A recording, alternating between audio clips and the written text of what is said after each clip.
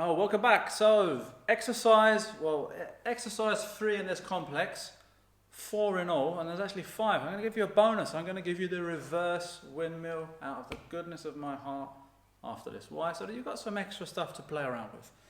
I wouldn't want to go to a gym and have 3 or 4 exercises, so I don't think you should have. We're going to give you possibly 5 to 6. So what this is it's the press, which then gives you the complex of clean, squat and press. So I'll show you them without the weight, the easier version. You're going to pop and catch. Flare, stand tall, come back, and again, pop and catch. So what's happening here is as you pull around here, you're bracing the core, you're working back part of the body, a little bit of this shoulder girdle. And then we squat, so we're now driving with the glutes and the quads. And then we brace and we drive overhead, so there's a little bit of the serratus and the obliques working, also deltoid, big shoulder in terms of press. That's pretty much one of the only isolation exercises for kettlebells. You know, you can do, you've got shoulders, and you've got bicep, and you've got tricep, and you've got kind of traps and stuff like that. But kettlebells rarely work one muscle. Even the press is designed to add in a little bit more to the mix. So if you understand the nature of kettlebell training, it's all about getting lots of stuff done in one go and being out in 15 to 20 minutes. So with the press, now this has helped, I would say probably about 8, maybe 10 different coaches and athletes that have come to me with some kind of shoulder impingement, loss of range of motion, literally can't reach overhead or that. Often because if you consider this kind of rainbow, which would be all potential movements possible by the shoulder, which is a massively mobile joint, and therefore it sacrifices strength, as I mentioned earlier. 50 pound here, great. 50 pound here, not so good. The important thing to consider is a lot of people, particularly the guys in the gym, they're working their bench press and they're working their dumbbell press. So that rainbow of potential strength, they're strong in kind of 2 chunks of it, and pretty weak in the rest of it. Now, stuff like clubs, where you'll do maybe some of the circular things, some of these actions, some of the band work, can fill in those gaps. And I've helped rehab several shoulders that have been injured with the classic bench and the overhead stuff by adding in the kettlebell press, because instead of it being like so, as you would expect a press to be, it actually comes from the rack position, which means it hits much more shoulder than your standard dumbbell or barbell press does. So with the standard press, you'd have your weight here, and you would lift and return. But with the kettlebell, we go from a rack position. So if you watch, I kind of think of it as the corkscrew or the helter-skelter. So if you watch, my fist is facing you now.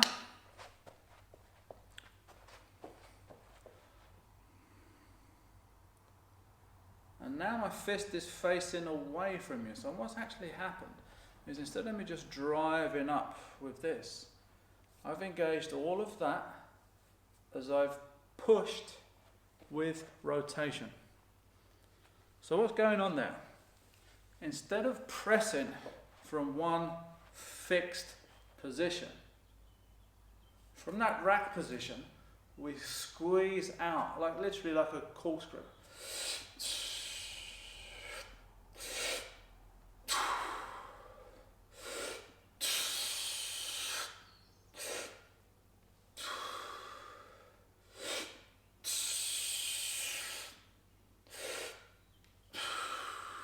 Again, that grip offset is paramount, so that as we are working, now you may put pressing in 25 minutes into a workout. If your grip's fried, you're not going to be very good at pressing if you've set the handle here and it's now wrestling you. Very easy exercise. There are ways of making this more interesting. There's two ways of cheating. You can bend, so it's kind of a push press, or you can lean excessively until you sit down, and then those are removed.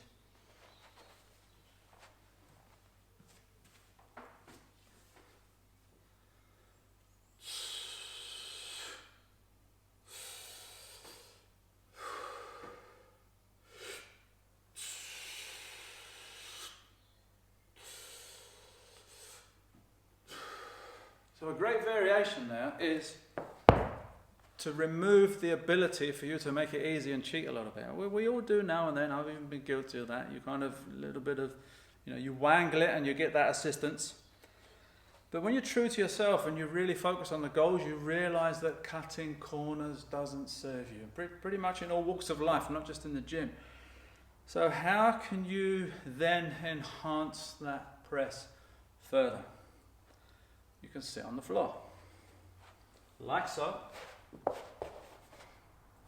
feet apart, belly in rack,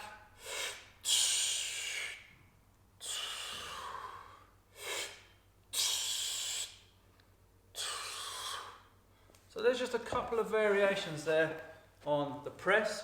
So the press would truly be one of the only isolation exercises within the kind of the kettlebell toolbox, shall we say. Most of them are geared towards working several body parts at once, particularly the swing, the clean, definitely the snatch, the windmill. There's a huge amount of the get up, which pretty much even your hair hurts after too many of those and your teeth ache. So there's a huge amount going on. Press, there's going to be a little bit of core. You're going to brace isometrically for that kind of that assistance. You don't want to be resting on jelly. You want to be resting on something pretty strong to drive out from overhead. But it is literally mainly deltoid, and there will be a little bit of activation maybe at the serratus and the oblique, and that's about it. All that's active here is just stationary and maintaining balance. So in the next video, we're going to combine them to show you how you can have a take-home workout consisting of a clean, squat, and a press.